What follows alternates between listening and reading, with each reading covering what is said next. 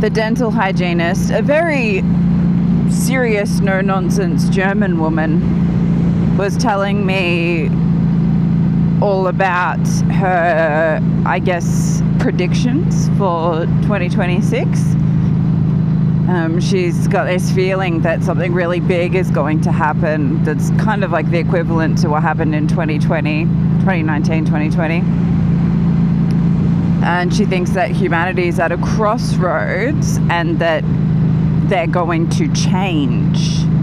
Now, I found it a bit too difficult to tell her all of my own philosophical and spiritual insights with her hands in my mouth, but what do you guys reckon?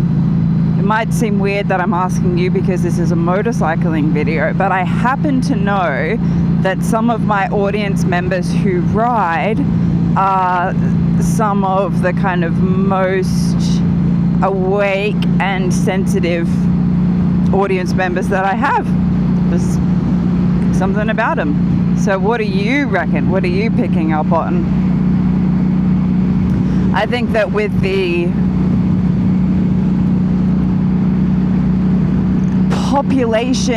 collective population shaking, world-rocking kind of experiences that we've had, that we've shared as a world, as a whole humanity, not as separate countries, over the last however many years have been significant and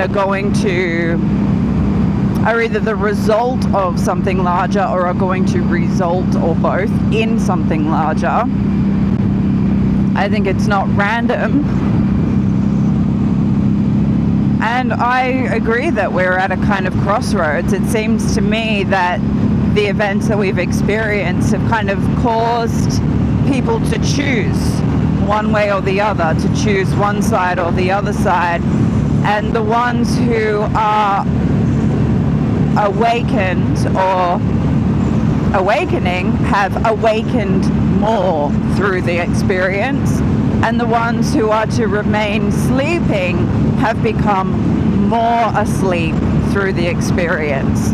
A good chunk of them actually becoming woke, which is extraordinarily different to being awake, but believing that being woke is being awake.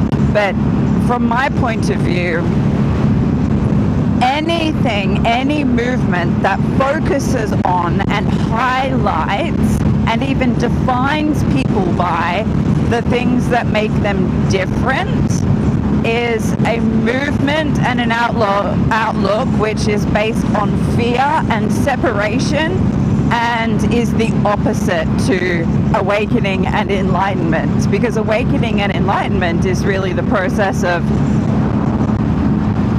realizing and awakening ultimately to our oneness, our sameness, unity, which then comes with love, compassion, tolerance, acceptance, sameness. So this woke movement is the opposite of awakening, is the opposite of spiritual enlightenment, and unfortunately it's just been very, very nicely packaged and dressed up as though it is something which is enlightened. And a lot of the ones that are heading that way believe themselves to be enlightened and believe the awakened ones to be the sleeping ones. Oh, thanks buddy, I didn't quite get there, give myself enough time to get around you. So yes, it's very, very interesting, and we're seeing how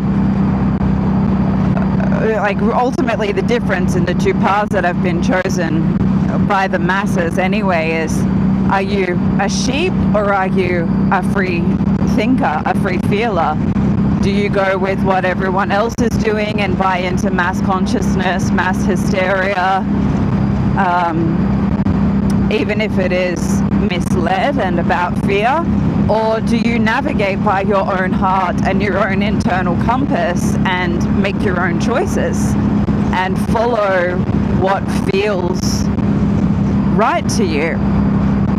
It might not be the ultimate right or the ultimate truth, but there's the awakening and the productivity, the evolution in following the heart and attempting to make your own choices and make your own mind up. It's like a step towards agency and autonomy, which is the ability to make your own choices and to be the master of your own actions. Whereas the other one, the other path, is believing that you are empowering yourself, but giving your agency and autonomy away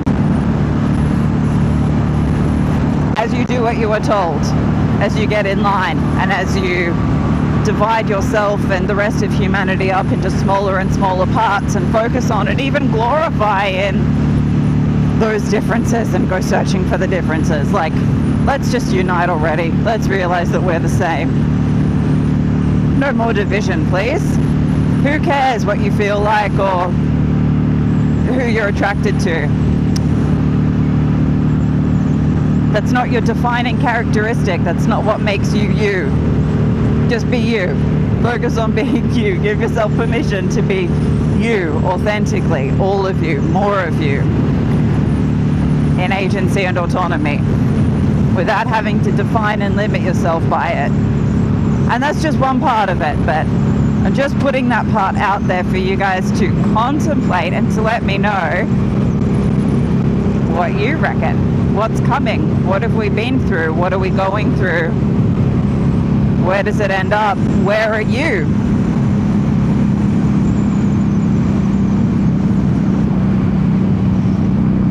What are you choosing?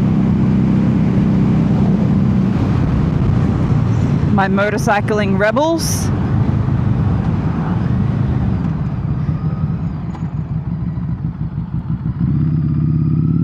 Choosing and deciding for yourselves, not conforming to the norm, I hope.